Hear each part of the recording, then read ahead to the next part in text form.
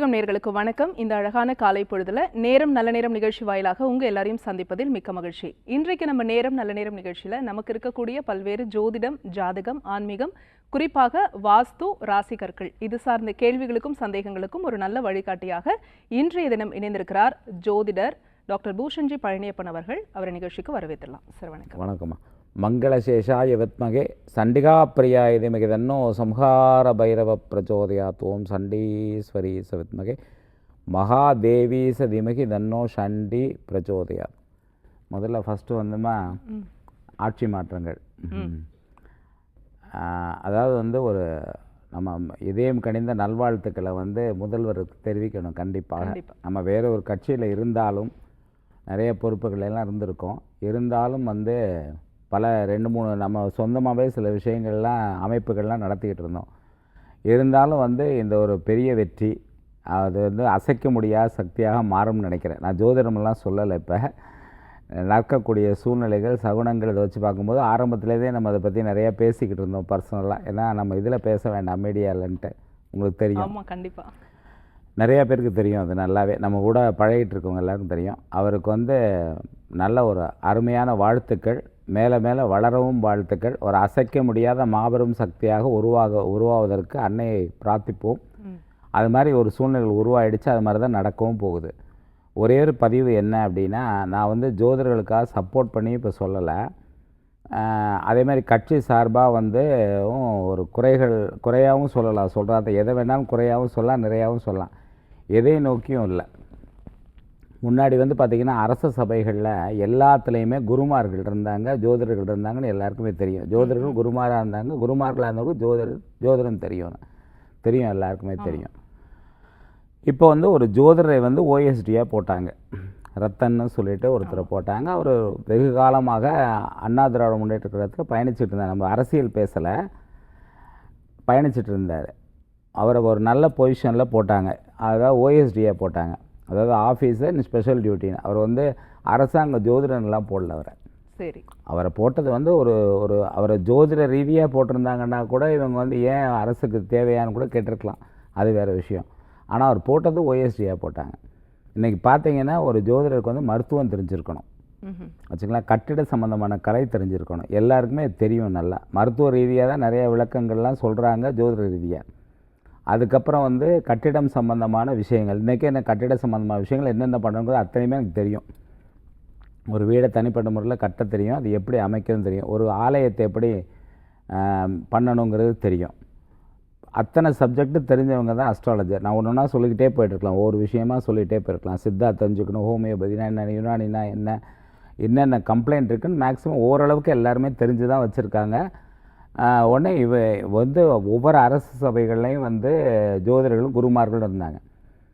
நீங்கள் குடியரசுத் தலைவர் அப்துல் கலாம் ஐயாவுக்கு மேலே என்ன வேணும்? அதுக்கு மேலே யார் இருக்கா? அவரே ஒரு இடத்துல சொல்கிறாரு, நான் பைலட் ஆகணும்னு ஆசைப்பட்டேன். அப்போ நான் டெராடூன்லேருந்து வரும்போது கங்கா வாட்டரை பார்க்குறேன், ரொம்ப அவ்வளோ பியூராக இருந்தால் அதில் குளிக்கிறேன். குளிச்சுட்டு அப்படியே ஒரு பக்கம் நடந்து போகும்போது பார்த்திங்கன்னா சிவானந்தரோட ஆசிரமத்துக்கு போகிறேன். அப்போ போகும்போது அவர்கிட்ட போய் ஆசீர்வாதம் வாங்கும்போது அவர் சொல்கிறார், எதுக்கா நீ ரொம்ப கவலைப்படுறேன்னு என்னை கேட்குறாரு. நான் இந்த மாதிரி விஷயத்தை சுவாமி அப்படின்னு சொன்ன உடனே டக்குன்னு பகவத்கீதை எடுத்து 11வது சாப்டரை படிக்கிறாரு. படிச்சுட்டு சொல்கிறார், நீ துன்பத்துக்கே துன்பம் கொடுன்னாரு. எனக்கு அன்னைக்கு, அதாவது சில நேரத்தில் நடக்கக்கூடிய நிகழ்ச்சி ஒரு தீட்சை மாதிரி அமையும். அன்னைக்கு தொடர்ந்தது தான் என்னோடய வாழ்க்கையோட வெற்றிக்கான காரணம்ங்கிறாரு. ஏன் அதை மறைக்கலாமே? அவர் எவ்வளோ வெளிப்படையாக சொல்கிறார். எல்லா இடத்துலையும் ஒரு திருப்பத்துக்கு குருமார்கள் பயன்பட்டுருக்காங்க. குருமார்கள்னால் அவங்க உடனே காவி கட்டிக்கிட்டு ஆசீர்வாதம் பண்ணணுங்கிற அவசியமே கிடையாது. சில நேரத்தில் சில வார்த்தைகள், இன்றைக்கி இருக்கக்கூடிய ஒரு பெரிய நடிகருங்க, நான் பேர் சொல்லக்கூடாது ஆக்சுவலாக, நிறையா விஷயம் நான் நிறையா பேரோட பேரை நான் சொல்ல மாட்டேன். இன்றைக்கி அவர் ஓரளவுக்கு நல்லா ஃபேமஸாகவே நல்லா வந்துட்டார். அவர் ஒரு 15 ஆண்டுகளுக்கு முன்னாடி நானும் அவரும் என்னோடய அலுவலகத்தில் உட்காந்து இட்லி சாப்பிட்டோம். அப்போ வீட்டிலேருந்து இட்லியும் சாம்பாரும் சட்னியும் இருந்தது. அவர் சொன்னார் என்கிட்ட, பொடி இருந்தால் ரொம்ப நல்லா இருந்திருக்கும், இதோட சேர்த்து சாம்பார் ரொம்ப பிரமாதம், இட்லியும் ரொம்ப பிரமாதம், சட்னியும் பிரமாதம், அதோட பொடி இருந்தால் நல்லா இருக்கும்னு. நான் சொன்னேன் அவர்கிட்ட, சட்னி சாம்பார் இட்லி இருக்கேன்னு சந்தோஷப்படணும், பொடி இல்லையேன்னு கவலைப்படக்கூடாது அப்படின்னு. இதுதான் ஒரு வாழ்க்கையில் நிறைய தோல்விகளுக்கான காரணம் அப்படின்னு. அவர் பேசாமல் இருந்துட்டு கொஞ்ச நேரம் பேசிகிட்டு இருந்துட்டு கிளம்பிட்டார். அப்புறம் தொடர்ந்து தொடர்பில் இருந்தார். அப்போ ஒரு வாட்டி ரொம்ப ஓரளவுக்கு நல்ல வெற்றிகரமாக அவருடைய படங்கள்லாம் ஓட ஆரம்பித்தோன்னே அவர் ஒரு வாட்டி என்னை சொன்னார், நீங்கள் அன்றைக்கி சொன்ன ஒரு வார்த்தை தான் என் வாழ்க்கையில் பெரிய மாற்றத்தை ஏற்படுத்துச்சு அப்படின்னாரு. அன்றைக்கி தான் என் மனசு முழு திருப்தி அடைய ஆரம்பிச்சது. அதுலேருந்து நான் வெற்றி பெற தொடங்கிட்டேன். இப்போ நான் குருஸ்தானத்துலேருந்தெல்லாம் அவருக்கு சொல்லலை, ஒரு வார்த்தை தான், இந்த மாதிரி வார்த்தைகள் தான் தீட்சையாக அமையுது. ஒரு நல்ல ஆலோசகராக தான் அவரை போட்டாங்க. அவரை உடனே வித்ட்ரா பண்ணது ஒரு மிகப்பெரிய வருத்தம். ஒரு பக்கம் ஒரு மாபெரும் வெற்றி பெற்றதுக்காக ஒரு மகிழ்ச்சி, யாராக இருந்தாலும் வெற்றி பெற்றால் வாழ்த்தணும். நம்ம ஒரு வேறு ஒரு இதில் இருக்கோம், அமைப்பில் இருக்கோங்கிறதுக்காக, ஒரு கட்சியில் இருக்கோங்கிறதுக்காக குறைகள்லாம் சொல்லக்கூடாது. இருக்கக்கூடிய வெற்றியை நிச்சயமாக ஒரு மனப்பூர்வமாக தேர்ந்தெடுத்திருக்காங்க. அப்படிங்கும்போது வாழ்த்துக்களை கண்டிப்பாக மனப்பூர்வமாக சொல்லணும். அதே நேரத்துக்கு இந்த மாதிரி ஒரு இதில் பொசிஷன் போட்டதை நம்ம கண்டிப்பாக வரவேற்கப்பட வேணும். ஏன்னா எல்லோரும் முந்தா நாள் பார்த்தீங்கன்னா என்கிட்ட ஒரு விஐபி 3 மணி நேரம் பேசிகிட்டு இருக்கிறார். கிட்டத்தட்ட அவங்க எல்லாருக்குமே இந்த ஆலோசனை தேவைப்படுது.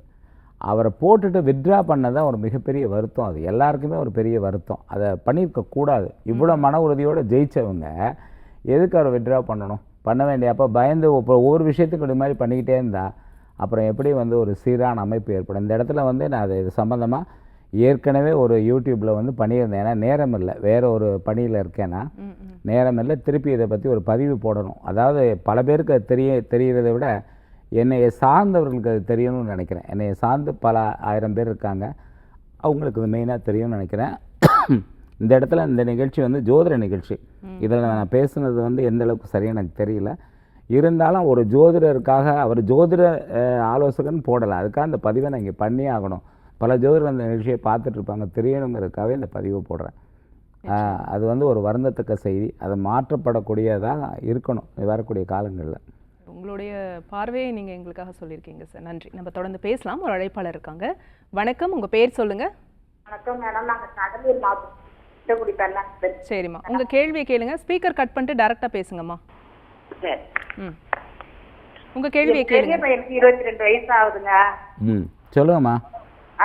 ஆக்சிடென்ட் ஆயிடுச்சு போன வருஷம். சொன்ன பேச்சு கேட்க மாட்டேங்கிறான், எல்லா பழக்கமும் இருக்கு, பேச்சவே கேட்க மாட்டேங்கிறான். ரொம்ப மனசு உடைஞ்சு போய் அவங்க அப்பாவும் ரொம்ப முடியாம இருக்காங்க. எனக்கும் மன உடைச்சலா ஆகுது, நானே தற்கொலை பண்ணிக்கணும் போல தோணுது. கொஞ்சம் இருங்கம்மா. இது புலம்புறதுக்காக உடைய நிகழ்ச்சிகள் கிடையாதும்மா. நீங்க புலம்புறதுனால ஒரு நிமிஷத்துல சூவும் மந்திரகாலையும் எல்லாத்தையும் சரி பண்ண போறதில்ல, சரிங்களா? நீங்க அவருடைய நட்சத்திரம் என்னம்மா? திருவோண நட்சத்திரம் சார். சரிம்மா, நீங்க இப்ப கேட்ட நேரம் நல்லா தான் இருக்கு, சரிங்களா? கொஞ்சம் இருங்கம்மா. நீங்க எந்த ஊர்ல இருக்கீங்க? திட்டக்குடி. சரிம்மா, நீங்க என்ன பண்ணுங்கன்னா ஒரு சுவாதி நட்சத்திரத்தன்னைக்கு நம்ம பரிக்கல் நரசிம்மர், அப்புறம் பூவரசங்குப்ப நரசிம்மர், சிங்கிர்குடி நரசிம்மர் ஒரே நாளில் சுவாதி நட்சத்திரத்தன்னைக்கு 3 நரசிம்மரையும் தரிசனம் பண்ணுங்க. பெரிய மாற்றம் வாழ்க்கையில் ஏற்பட நல்ல வாழ்க்கை வாழ வாழ்த்துக்கள்மா. நன்றி மழைத்தமைக்கு. அடுத்த அழைப்பாளர் யாருன்னு பார்க்கலாம். வணக்கம், உங்க பேர் சொல்லுங்க. வணக்கம் மேடம். வணக்கம் சார், உங்க பேர் எந்த ஊர்ல இருந்து? ரமேஷ் மேடம், மேட்பளை மேடம். உங்க கேள்வியை கேட்கலாம் சார், கேளுங்க. சார் வணக்கம் சார். வணக்கம், சொல்லுங்க. சார் வயசு 50 ஆச்சுங்க, இன்னும் கல்யாணம் ஆகுது சார். கல்யாணம் ஆகுமா கல்யாணம் ஆகல சார்?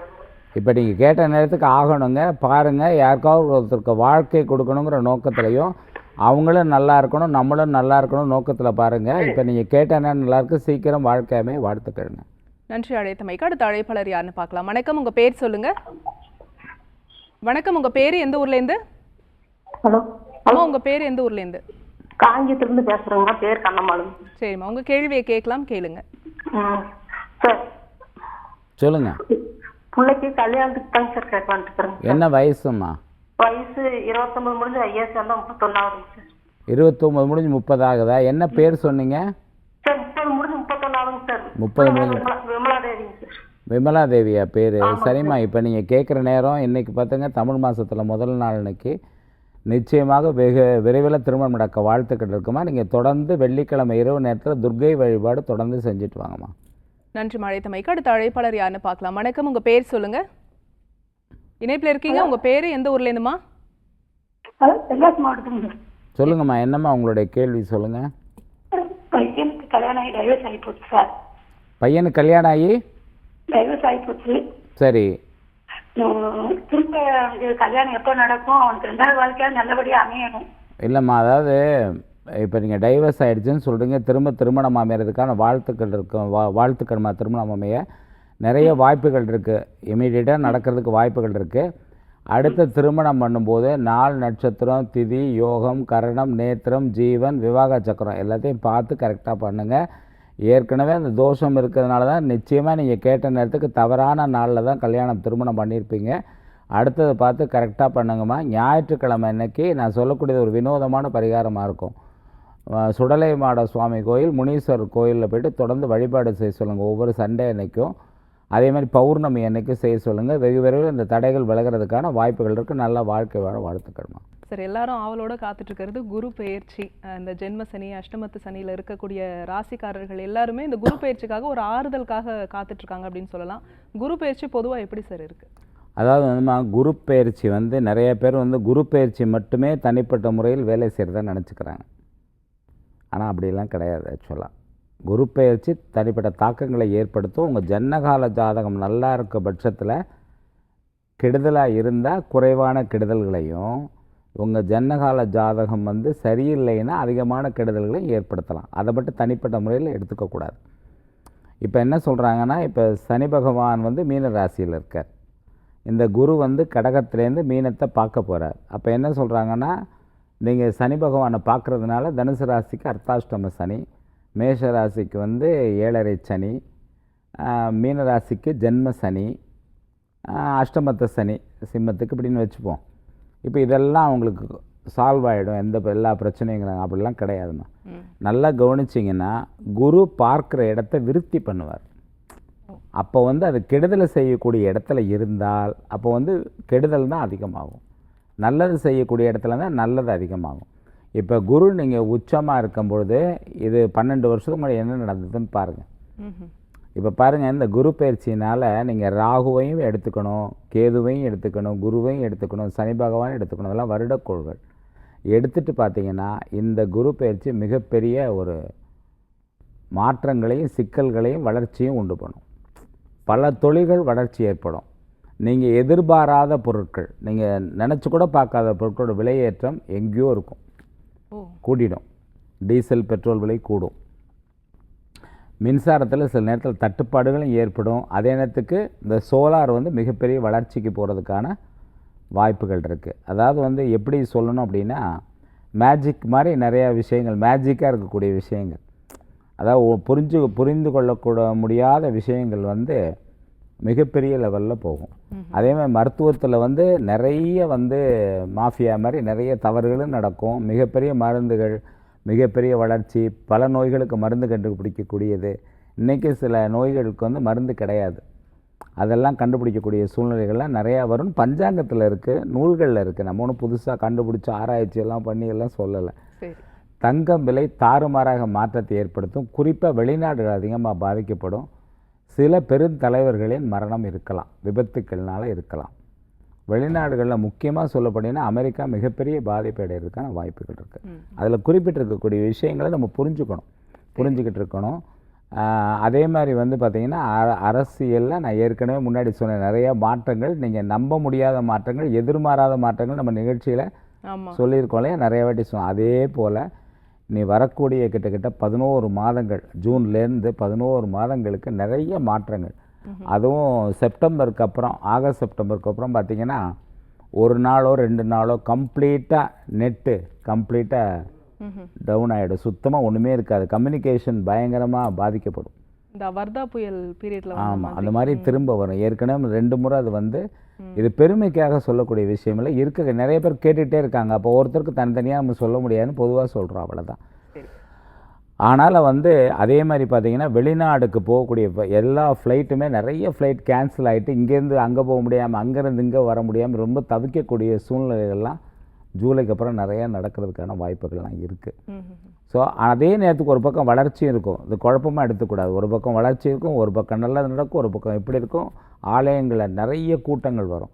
அதே மாதிரி நீங்கள் சென்னையிலே பார்க்கலாம், சில நாட்கள் டிராஃபிக்கே இல்லாமல் சுத்தமாக இருக்கும். அப்படின்னா புரிஞ்சுக்கலாம் ஈஸியாக என்ன நடக்க போகுதுன்னு எல்லோரும் தெரிஞ்சுக்கலாம். ஆக்சுவலாக அது மாதிரி பயணங்கள் தடைபடக்கூடிய காலகட்டமாகவும் இருக்கும். ஆக்சுவலாக பார்த்திங்கன்னா இந்த நிகழ்ச்சிகள்லாம் நடக்கிறதுக்கான வாய்ப்புகள் இருக்குதுன்னு அங்கே அந்த காலத்தில் சொல்லப்பட்ட விஷயங்களை எடுத்து இந்த காலத்துக்கு பொருத்தி பார்க்கும்போது நான் சொன்ன பதில்கள் கரெக்டாக இருக்கும். சரி, இந்த குரு பயிற்சி காலத்தில் இந்த பெரிய இந்த மாதிரியான விஷயங்கள்லாம் தவிர்க்கிறதுக்கு நம்ம என்ன விஷயத்தை ஃபாலோ பண்ணலாம் சார்? முக்கியமாக மனசை வந்து ரொம்ப லேசாக வச்சுக்கணும். அடிக்கடி நான் சொல்கிற விஷயம் அதுதான். நிறைய பேர் இப்போ பார்த்தீங்கன்னா டென்ஷன், ஸ்ட்ரெஸ்ஸு இந்த மாதிரி தான் சொல்கிறாங்க. நீங்கள் டென்ஷன் ஆகிறதுனாலையோ ஸ்ட்ரெஸ்ஸாக எனக்கும் சேர்த்தே நான் சொல்லிக்கிறேன் ஆகிறதுனாலையோ எந்த ஒரு, ஏன்னா ஒரே நேரத்தில் 3 பேர் ஃபோன் பண்ணி எனக்கு 3 விஷயமா கேட்டால் அதுக்கான டயத்தை எடுக்கணும். 3 பேர் ஒரே டேட்டை ஒரு 3 பேர் 3 விதத்துக்கு டேட் கேட்குறாங்கன்னா ஒரு டேட் எடுக்கணும்னா 3 hours 4 hours டைம் எடுக்கும். இதில் ஒரு சர்வீஸாக நம்ம நிறைய பேருக்கு பண்ணாலுமே அதுக்கான நேரத்தை கூட கொடுக்காம அவசரப்படக்கூடிய டென்ஷன், ஸ்ட்ரெஸ்ஸு, கடைசி நேரத்தில் கேட்குறது, கடைசி நேரத்தில் பயணம் கிளம்புறது, இதெல்லாத்தையும் எல்லோரும் அவாய்ட் பண்ணாவே போதும். நான் வந்து இந்த கோயிலுக்கு போ, அந்த கோயிலுக்கு போ, இந்த கூட்டத்தில் போய் இது பண்ணலாம் சொல்ல. நீங்கள் எந்த கோயிலுக்கு போனாலும் மனம் வந்து பிரார்த்தனையில் இருந்தாவே நான் சொல்கிறது உடனே மேனிஃபெஸ்டேஷன் அது இதெல்லாம் நான் சொல்லலை. நல்ல ஒரு பிரார்த்தனையில் லேசாகவும் இருந்தால் போதும். நீங்கள் வந்து நல்லாவே இருக்கலாம்.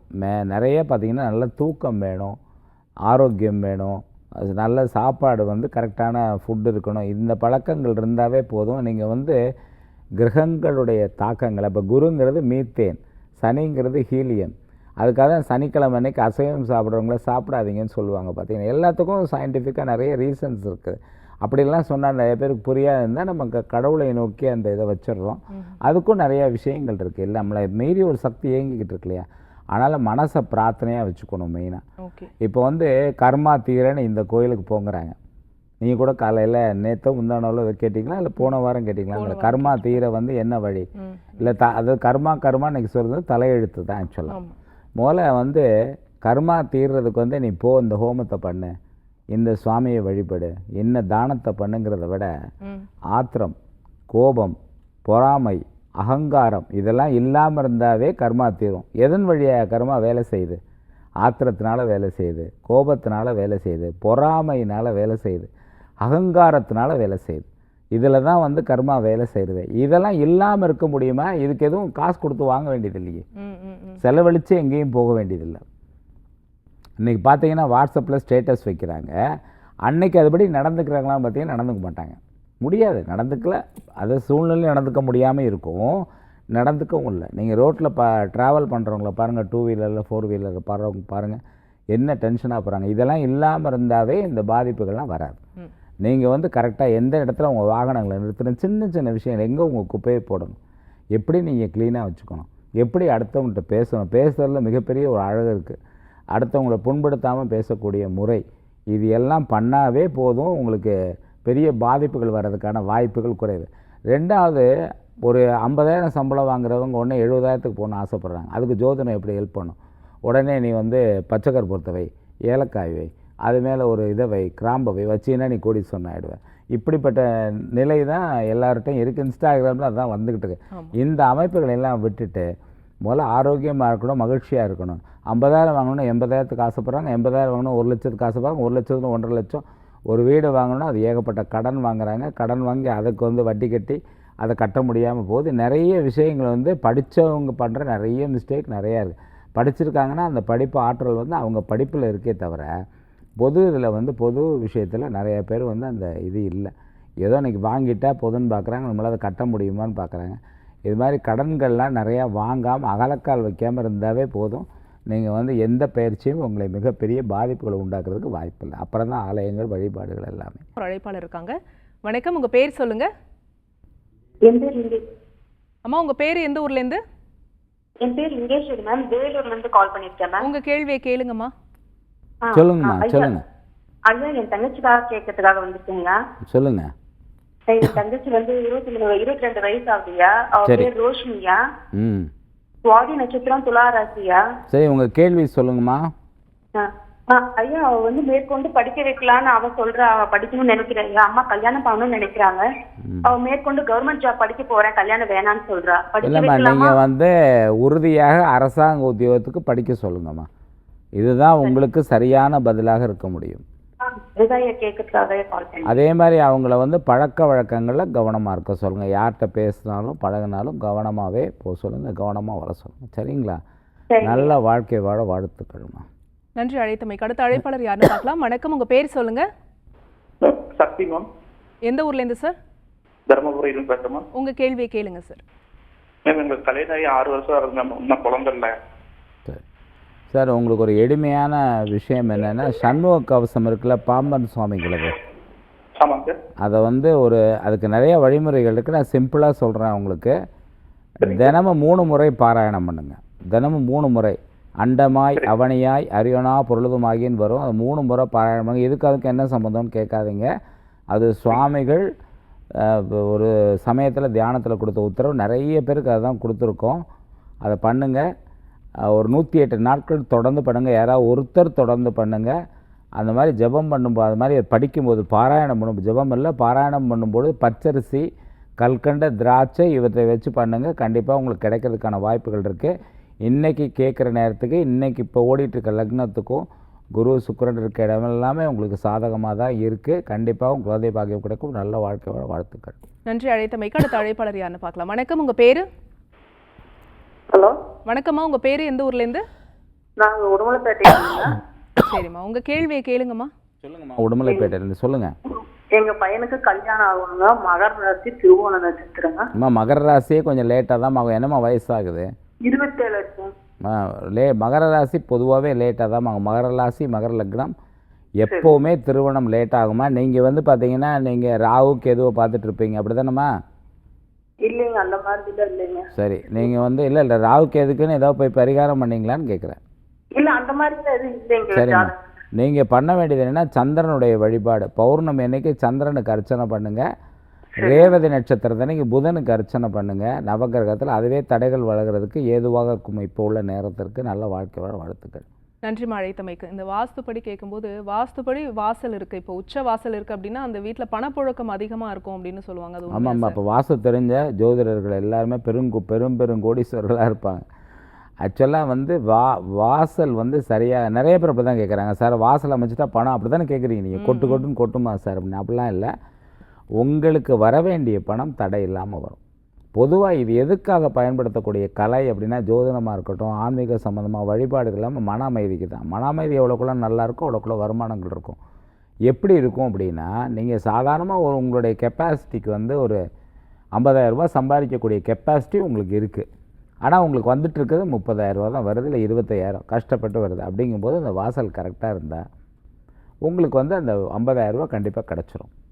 மிகப்பெரிய விபத்துக்கள் நடக்கக்கூடிய நேரத்தில் உங்கள் ஜாதகப்படி ஒரு கேது தசை நடக்குது. அது கேது நல்ல இடத்துல நல்ல நட்சத்திரத்தில் இல்லை. ஏன்னா ஒரு கெட்ட தசைக்குள்ளே ஒரு நல்ல புக்தி இருக்கும், நல்ல புக்திக்குள்ளே ஒரு கெட்ட அந்தரம் இருக்கும். ஸோ அந்த மாதிரி நேரங்களில் மிகப்பெரிய ஆபத்துக்கள் வரக்கூடிய நேரத்தில் வாசல்லாம் கரெக்டாக இருந்தால் அந்த ஆபத்துக்கள் சின்னதாக போயிடும். தலைக்கு வந்து தலைப்பாவோடு போங்கிற வார்த்தையெல்லாம் விளையாட்டான வார்த்தை கிடையாது, ஆக்சுவலாக போயிடும். இந்த மாதிரி விஷயங்கள் வந்து நல்லா இருந்தால் நடக்குமே. அதாவது வாஸ்துப்படி வீடு ஓரளவுக்கு நல்லா இருந்தால் இதெல்லாம் நம்ம தப்பிக்கலாம். ஸோ ஒரு தவறான ஒரு இன்வெஸ்ட்மெண்ட்டில் மாட்ட போகிறத காப்பாற்றி விடும். சரியான நேரத்தில் யார் மூலமோ ஒரு தகவல் கிடைக்கப்பெற்று காப்பாற்றப்படும். நிறைய பேர் சொல்லியிருப்பாங்க, நல்ல வேலை சார் அவர் சொன்னதுனால நான் தப்பிச்சேன் அப்படிம்பாங்க. இந்த மாதிரி விஷயங்கள் எல்லாமே வாஸ்து நல்லா இருந்தால் கிடைக்குமே தவிர, வாஸ்துப்படி வாசல் அமைச்சிட்டா பணம் உங்களுக்கு கொட்டுன்னா எங்கேருந்து கொட்டும், எப்படி வரணும்? ஆக்சுவலாக அது மாதிரி தவறான கருத்துக்கள் நிறைய இருக்குது. நீங்கள் இப்படி பண்ணிட்டீங்கன்னா எங்கேயோ போயிடலாம், அதை பண்ணிட்டீங்கன்னா இதை பண்ணிட்டீங்கன்னா அப்படிங்கிற மாதிரி கருத்துக்கள் ரொம்ப ஜாஸ்தி ஆயிடுச்சு. நமக்கே நிறைய கன்ஃபியூஸ் ஆகிடும் போல. பார்க்க அதெல்லாம் பார்த்தோம்னா என்ன இது இப்படி இருக்குது அப்படிங்கிற மாதிரி, இப்படி சொல்கிறாங்களேங்கிற மாதிரி வந்துடும். அதனால் வந்து வாஸ்துப்படி ஒவ்வொரு விஷயம் அமைக்கிறது. இப்போ நீங்கள் வந்து ஒருத்தருக்கு வந்து ஒரு சூரிய திசை நடக்குது, சூரியன் இருக்க நட்சத்திரம் சரியில்லை, ஹார்ட் ரிலேட்டடாக ஏதோ ஒரு பிரச்சனை வரணும் அப்படின்னா உங்களுடைய தென்மேற்கு வடகிழக்கு சரியாக இருக்கக்கூடிய பட்சத்தில் அது சின்னதாக போயிடும். ஒரு பல்பிட்டேஷன் அதிகமாக இருக்குது சார், அந்த டேப்லெட் எடுத்துங்க அப்படின்னு சொல்கிற மாதிரியோ ஒரு சந்தர்ப்பம் வந்து அவங்களுக்கு ஏதோ ஒரு உணர்வு காமிச்சு கொடுத்து அதன் மூலமாக தப்பிக்கிறதுக்கான வாய்ப்புகளை உருவாக்கி கொடுக்கும் வாஸ்து நல்லா இருந்தால். அதுக்காக வாஸ்துப்படி இருந்துட்டால் நீங்கள் 150 வயசு உயிரோடு இருப்பீங்க, எந்த நோயுமே இருக்காது, வயசே ஆகாதுன்னு சொல்ல முடியுமா? எல்லாமே இயல்பாக நடந்துக்கிட்டு தரும். இந்த மாதிரி தவறான கருத்துக்கள் ஏற்படுறதுனால என்ன அது கிண்டலுக்குரியதாகவும் ஆகிவிடுறது இந்த மாதிரி சப்ஜெக்ட் எல்லாமே ஆக்சுவலாக. அதனால் வந்து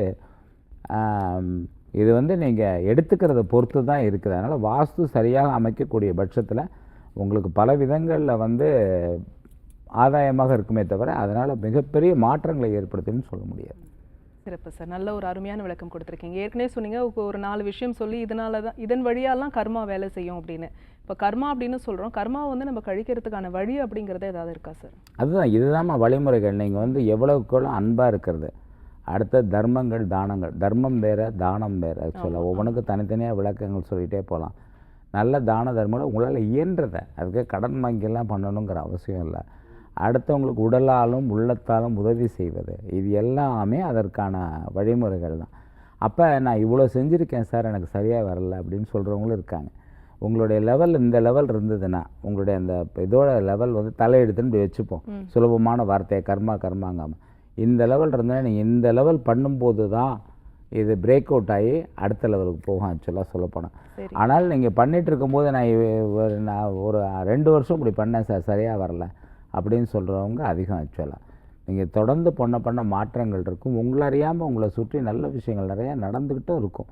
ஆனால் உங்களுக்கே அது தெரியாமல் இருக்கும். பார்த்தீங்கன்னா நிறையா விஷயம் நீங்கள் ஒருத்தர் திடீர்னு உங்கள்கிட்ட வேலையை விட்டு போவார், திடீர்னு ஒருத்தர் புதுசாக அந்த வேலைக்கு சேருவார். இவராலையும் ஒரு பெனிஃபிட் இருக்கும், அவராலையும் ஒரு நல்ல விஷயம் நடந்திருக்கும், அவரால் ஏற்படக்கூடிய நஷ்டங்கள் தவிர்க்கப்பட்டிருக்கும். எனக்கு இப்படி வருது கஷ்டம்னு இருப்பாங்க. சில நேரத்தில் சில விஷயங்கள் நடக்காமல் இருக்கிறது ரொம்ப ரொம்ப நல்லது ஆக்சுவலாக பார்த்தீங்கன்னா. ஸோ நடக்கலாம் வருத்தப்படுறத விட சில விஷயங்கள் நடக்காமல் இருக்கிறது ரொம்ப ரொம்ப நல்லது. நீங்கள் திருமணங்களில் அந்த அனுபவப்பட்டவங்க நிறைய பேர் இருப்பாங்க ஆக்சுவலாக.